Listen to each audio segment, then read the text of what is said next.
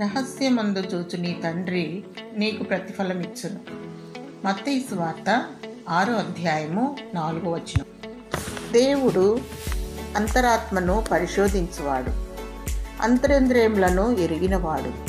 ఒంటరిగా నీవు జరిగించు ప్రతి పనిని ఆయన గమనిస్తున్నాడు. నీ కన్నీటి ప్రార్థనను, నీ మోకాళ్ళ జీవితమును దేవుడు చూస్తున్నాడు. నీ భారమును, వేదనను ఆయన ఎరిగి ఉన్నాడు. కాబట్టి ధైర్యమును విడిచిపెట్టకము. ప్రతిఫలంగా గొప్ప బహుమానము అంధకారమునందు చీకటి క్రియలను జరిగించువారు పాపానికి, శాపానికి గురి అయి దాని ప్రతిఫలము పొందుదురు.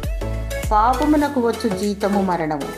అంతరాత్మలో చెడును యోచింపక, మోహపు చూపులు చూడక, పాపపు తలంపులతో తులతూగక, పరిశుద్ధత, పవిత్రత, ఆత్మీయత కలిగి క్రీస్తును పోలి నడుచుకొనుము. ముడత అయినను కళంకమైనను లేక నిష్కల్మషమైన వధువుగా సిద్ధపడుము. ఏ సమయమున పెండ్లి కుమారుడు వచ్చునో తెలియదు.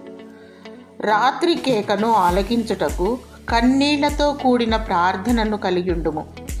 దేవుడు నీకు జీవ కిరీటమును దయచేయునుగాక. ఆమేన్.